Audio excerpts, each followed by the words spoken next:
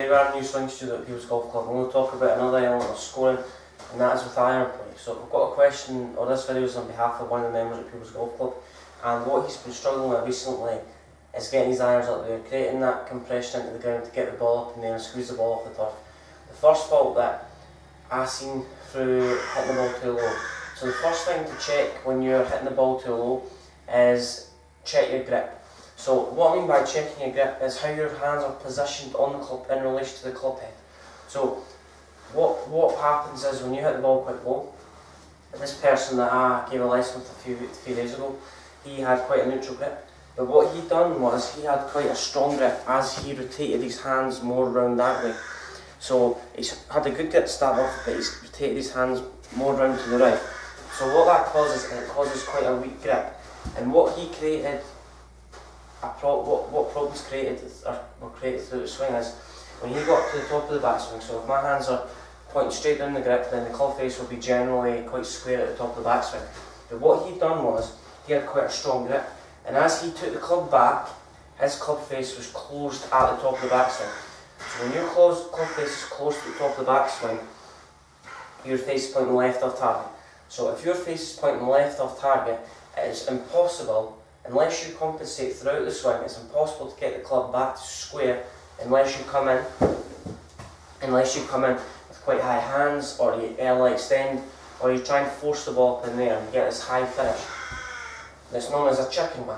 So what he tended to do was he took the club, had quite a strong grip, and what he done was he took the club back close. So closed position is when the grooves are pointing to the ground.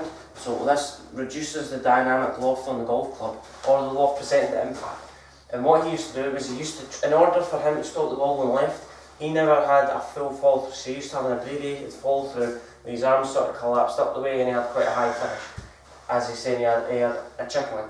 So this grip problem presents low dynamic loft. So say a 9-iron's got about 42 degrees of loft in it. Well, my 9-iron does.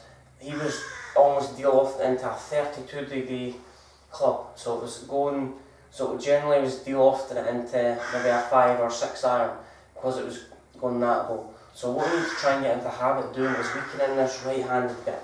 So keeping the dynamic loft on the golf club by understanding how we grip the club. So what we need to do is a strong grip closes the face. So what we need to do is weaken our right-hand grip. So what I mean by weaken, if our hands are pointing this way, we want to get our right hand more on top of our left hand. So feel like the base of our right hand touches our thumb on our left hand. So try and weaken that. What you'll do is it will feel more pressure more in the fingers instead of the palm, more towards the palm instead of the fingers.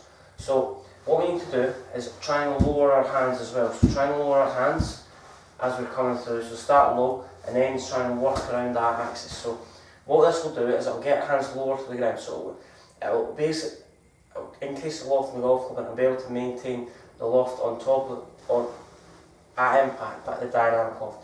So what we need to do is try and get our right hand more on top of the club, start with hands lower. This will create a more steeper angle of attack, which will get the ball to start off a little bit higher, obviously.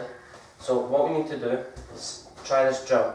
So what we need to do is try and introduce a waggle like Trevor Allan used to do. So he used to introduce a waggle to any shot because this gave him a feeling of the weight of the club head. And what you need to do is start with the handle low. So if we start with the handle low, this eliminates any tendency to sort of buckle up our arms. So if we start with our hands low, this will allow us to turn through the ball a little bit more efficiently, and it will understand how we need to maintain dynamic loft on the club to hit the ball up in the air. So eliminate this right-handed grip, start with our hands low, and as we come on the way back, feel like we're opening up the club face. So do the opposite to what you were doing. So if you hit the ball too low, try and hit the ball high. So we've pinpointed that error there, so club face closed on the way back. What we need to do is try and open the club face on the way back. We'll open it slightly by weakening our right-handed grip, and just look at your left-handed grip as well, it might be slightly strong. So use the waggle, so feel like we set our wrists on the way back, so quite a nice weaker grip, feel the waggle on the way back, and feel, obviously I was saying that when the grooves point down to the ground, that's when the club face is closed. So let's try and focus on the toe end of the club remaining to the sky.